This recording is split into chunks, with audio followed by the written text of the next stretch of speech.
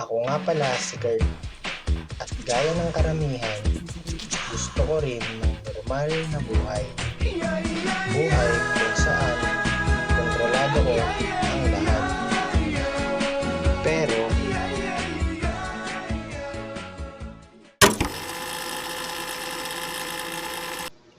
hindi ganon ang buhay na mayroon ako. Pre, ayos laro tayo, tol. Sorry pre, akin. Lagi. Patayin ka na. Ginagalaw? Ay, tayo dyan.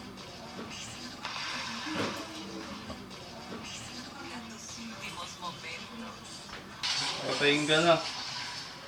Ginagalaw? Ay, tayo dyan. Ang pre, strict na naman kami. Okay, talo eh. Walang judge. Oo Ano nga eh. Merci, pre. Gumagalaw. Yan, yan. Lumakontrol pre. Sino may friend sa motor? Pre, di ba? Ano yung pre? Di mo mapigilan yung ganun-ganun. Nag-uusap siya na ano. Ang galing mo na pre. Ano Ang pag galing mo na nerd? yan. Sabihan naman pag kabel, ablo ko. Ano mo pre? Sana lang. Nagkakaganyan pag yung kalaro tayo. Gumagalaw yung balik niya. Stress ka? Yan ba? Baka alam pre.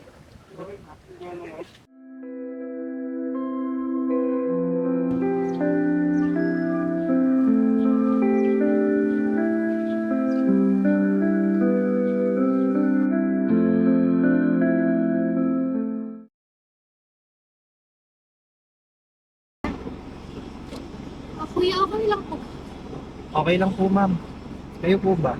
Okay lang din po. Sorry kuya, pero parang may naiwan po kasi ako. Can I cancel po yung booking? Sige po. Kayo na lang po mag-cancel ma'am. Okay, thank you.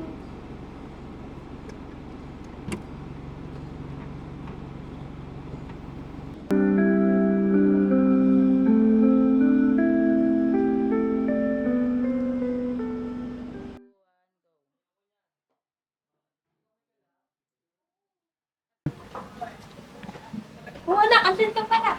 Yan na ay. Birthday mo na bukas. Anong plano mo? Wala po eh. Dito na lang muna ako sa bahay na Ano gusto mong gawin natin bukas sa birthday mo? Gusto mo mag-celebrate tayo? Wala ma. O magluto na lang kaya ako? Tapos invite mo mga friends mo, di ba? Kayo bahala. Di ko rin naman makontrol yung galaw ng katawan ko tulad na ito. Di ko rin makakontrol buhay ko. Katulad sa trabaho ko, sa pagiging grab driver ko. Kapag may mga pasahero, nakikita yung kondisyon ko. Bumababa. Sasabihin, may nakalimutan. Pero ang totoo, ayaw naman nila talaga sumakay kasi may ganito nga ako. Kinakabahan din sila.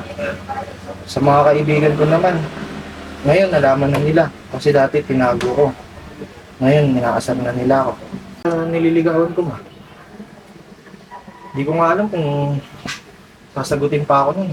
Kasi, yung kondisyon ko, ganito na. Dati naman, hindi naman ako ganito nakalala. Anak, nasubukan mo na bang sabihin sa kanila kung anong nangyayari sa kondisyon mo?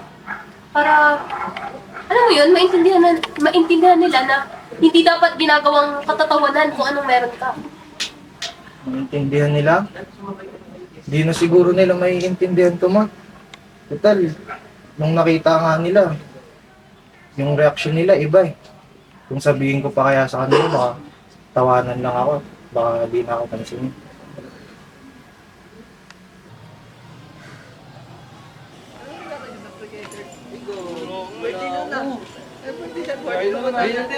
Ilayin na lang siya mag-inom. Pwede naman yun. Baka may naman yun. Kurt? O, nandiyan na pala kayo. Pasok! Dito, nasan po si Kurt? Anong dyan sa loob? Pero, kakausapin ko muna kayo. Pwede ba yun? Sige. Pasok kayo.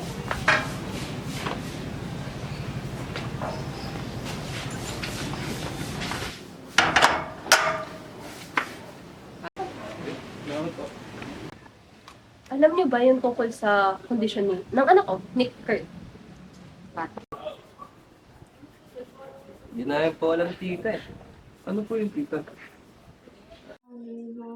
Kurt was 6 years old when we start noticing his little blinks and head jerks. Nung pina-check up namin siya, he was diagnosed with provisional tic disorder. Since it was just starting, we are all hoping na sana mawala. But then, years pass by and he grows up. Di na rin nawala. Kaya his doctor diagnosed him with persistent motor tic disorder. And as my son aged, he became ashamed. He tried to hide it all and act like di niya alam ang nangyayari sa kanya. Because he's afraid of your judgment. Sana ngayon maintindihan niyo na ang sitwasyon ng anak ko. At tinuturing niya rin talaga kayong mga tunay niyang kaibigan.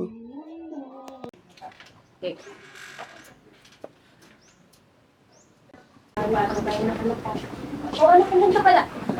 Ba't nandito sa... Hindi tayo. Mag-isa ko na kaya. Na? Tol, happy birthday, tol. Happy birthday. Kurt, happy birthday. Pasensya ka na pres nung nakaraan ha. Hindi ko kasi alam na meron kang ganyan. Kaya, Sige, okay lang. Happy birthday, pre. Ano sabi ka rin ha? Hindi ko akalain may ganun na. Tol, happy birthday. Pasensya na, tol. Hindi ko alam, may kondisyon ka palang gano'n. Hindi, okay lang. Hindi ko rin naman kasi sinabi sa inyo eh. Tinago ko kasi baka hindi nyo na ako maging kaibigan. Ano yun, kailang kayo sa akin. Baka ano eh, hindi nyo na ako maging kaibigan. mukha ba pre, okay lang naman sa amin yan eh. Wala nang problema yan eh. Tapos na namin, pre. Oo. Okay lang yan. Mukha ba, wala namang perfect yung tao eh. Tol, drive ka talaga gano'n, tol. Tapos na yun. Pero pre, gusto nyo, rides tayo eh. Tara. Masaya. Masaya, pre. Masaya tayo.